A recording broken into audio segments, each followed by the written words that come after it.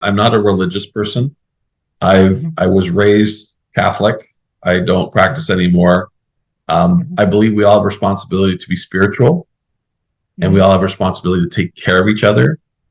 mhm, And that's how I guide myself through life, is mhm, just doing what I believe is right and doing what mhm, I can whenever I can to help other people. So mhm. that's my guiding force. So we are going to have a conversation about spiritual enlightenment, about supreme realization, and many things, I guess. Well, I wanted to better understand what it is you believe and what it is you do. My understanding, my belief in the definition of mindfulness, I think, is different than what yours is. So I'd like to first understand that, and then secondly, how what's the difference between mindfulness and enlightenment, and how do you get there? How do you go from being present and being consumed and being distracted to enlightenment? So how do you do that? Well, first of all, what's your definition of mindfulness and your definition of enlightenment? Mindfulness is really, it's something that is very limited about ourselves. What we are trying to do is we are trying to expand on our perceptive memory. So we activate little by little in a very, very limited. So the assumption of mindfulness is that we are a limited beings. Enlightenment takes you beyond that. Actual enlightenment is about the wisdom. All of us are born with wisdom. It's not wisdom is something that we attain. The wisdom is something that we rekindle within ourselves. That's what wisdom is. See, wisdom, there is no limitation in wisdom. There is no perspective memories in wisdom. So mindfulness and wisdom are something of the opposite end of the spectrum, really. Yeah, So what go on, you have a question. yeah. Um, so maybe I should start with what I think mindfulness is, so that Okay. because it sounds to me like you're saying wisdom is something we all have, and gaining wisdom isn't gaining knowledge, it's becoming aware that we have the wisdom. Is that correct? Okay, so we'll correct that. Because Go ahead. yeah, awareness awareness and wisdom is not the same. Awareness is pretty much it's the knowledge, it still has to do with our mindfulness. Okay, so let me define, because we talked about Eckhart Tolle, and he talks about mindfulness. And my understanding of mindfulness is not being absorbed with yourself, and not being absorbed with your ego, and not allowing that voice that most of us have in our heads that are like mean. And a lot of people struggle with that because we have this repetitive, and that's what he calls the ego. And it's about trying to silence that voice that's mean to us and becoming aware of who we actually are. And in doing that, one of the ways to do it is to appreciate the greatness of everything that's around us, and everything that we're a part of, and everything that is available to us. Like it was the one, he said, Buddha said, if you had $2, spend $1 on bread to nourish yourself, spend $1 on a flower to appreciate the beauty of the flower, to the bread is to nourish your body, and the flower is to nourish your soul. And in my journey, I struggle like everybody else, with ego and want and envy and all those terrible characteristics of our ego. And I try to be at peace, and I try to be accepting, and I try to be gracious. And that to me is mindfulness. And if you have a vehicle that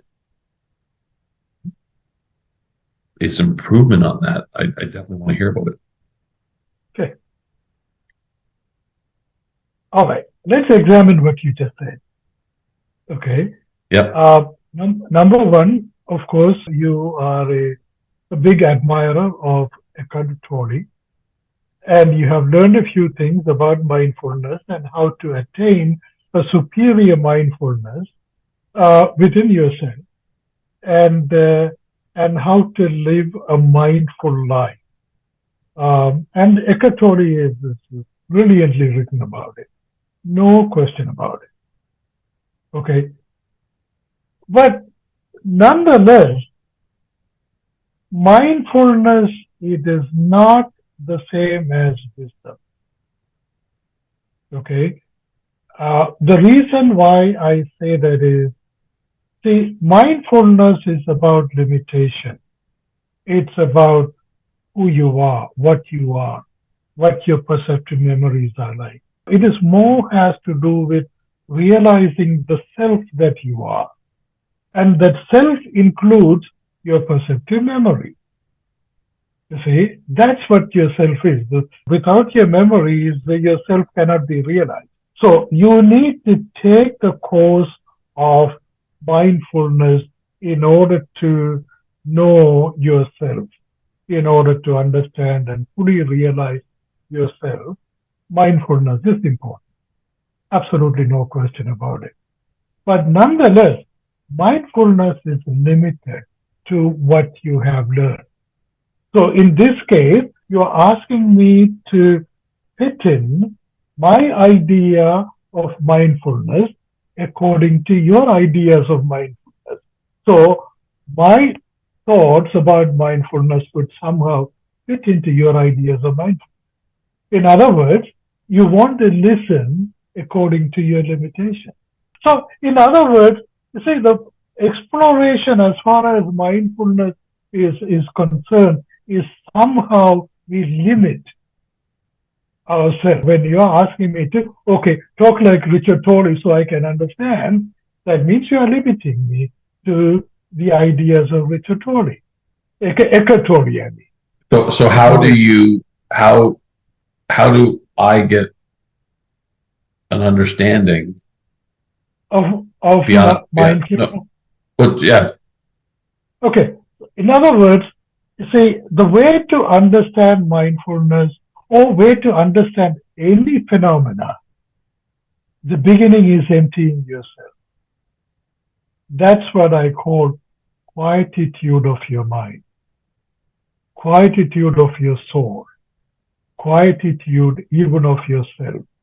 When you go into that quietude, then you are really emptying yourself to an extent that you can absorb new phenomena to come into it. So, for instance, there is a saying of Jesus, you cannot receive wine into an old wine sack. You need to have a clean wine sack so the wine can get into it. Otherwise, So it's it's not, contaminated. Yeah. yeah, otherwise the wine will get contaminated. See, so that is what is going on here also. You need something fresh. You need something empty so that new things can come into it. So it is not a process of inviting something to fit in. It is a process of emptying yourself out. How do See, you do that? That is what in Buddhism and Hinduism they call that nirvana. Nirvana means being completely empty. In Bibles, you being completely naked. That's what in Buddhism also say. Nirvana literally means naked. So you just be without anything, without any attachment, without any inclusion, without even any exclusion. Absolutely empty. In that state, you can begin to realize the wisdom that is already within you. See, wisdom is not as ordered. It is not as structured. It is not as sequential and as organically built. It's not. It is as vast as the sky itself. Is as empty as the sky itself. See, that's what wisdom is. And when we are inviting something that empty and that vast into something that is limited, it just cannot work that way. Something that is ordered, structured, okay, bring it in here so I can figure it out according to my own structured thinking. That's not how it works. It is something completely different. And it is something incredibly powerful. Incredibly powerful. For instance, I'll give you an example from the Bible.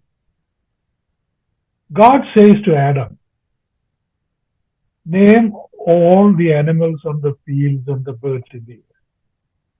Well, it sounds simple. But if we consider even a kind of a, say, snake, how many varieties of snakes are there? I mean, there are so many. Yep. I mean, even when you are, taking a look at, okay, birds in the air, let's take pigeon. How many varieties of pigeons are there? And you need to name each and every one of them. John, naming is easy. But here you are looking at a man who does not have a scripted language, who cannot write any of these things down anywhere, who really doesn't have any means to catalog them. And here is this man who has to name these thousands, if not millions of species out there and remember them. See, what's the point in naming something if you cannot remember it? See, so naming something involves remembering also, which Adam did. That is the scope of our wisdom. It is not intelligence. He did not have a perceptive intelligence to know what is what. So what's the relevance, what is the relativity? Nothing in his mind. God calls him, okay, go name all the animals in the field and birds in the air. That's all his assignment. This task is so incredible, even with multimedia computers, we haven't finished cataloging them. That's how incredible this task is. See, but the problem is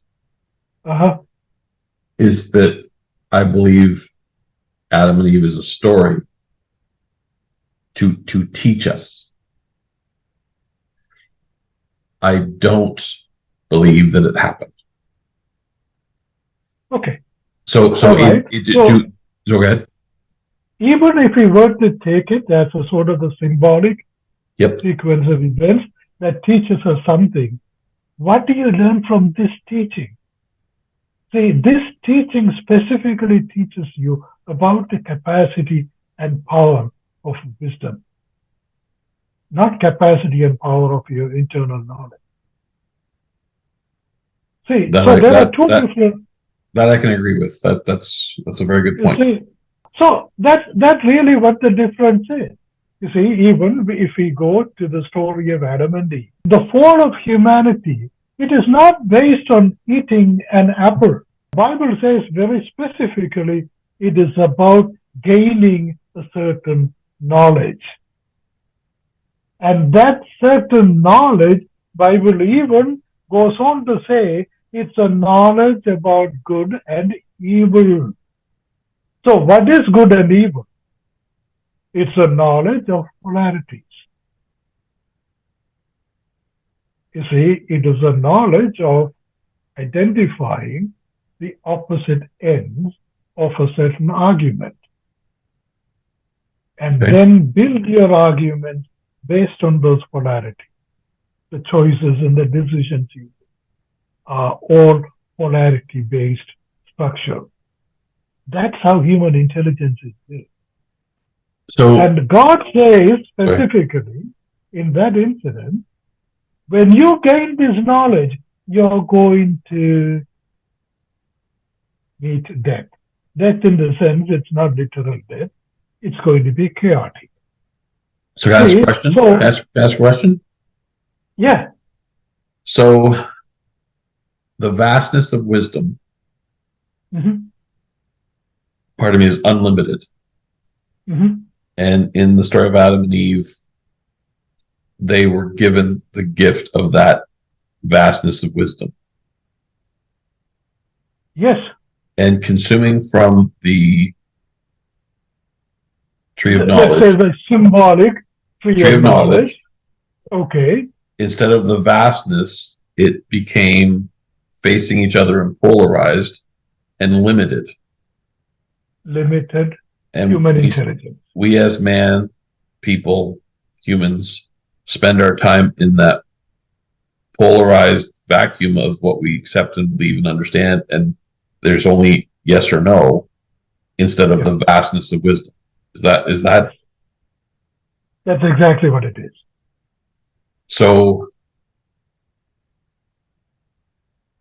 how do we break those chains? Is that the emptying that you were referring to? That happens when you are emptying. Yes, it is actually happen when you transcend mindfulness. So not with your mindfulness. When you transcend the mindfulness, then you enter into wisdom. And I'm going to limit it by saying, how do you do that? Like how do you do that? How do I do that? Okay. How does anyone do that? You say the actual growth takes place within us. It's not just growth, relaxation, rest, your cell reproductions, your digestive systems working, all of your immune systems working, all the internal systems working. When does that happen? When we are wide awake? When we are very active? No, it happens when we sleep.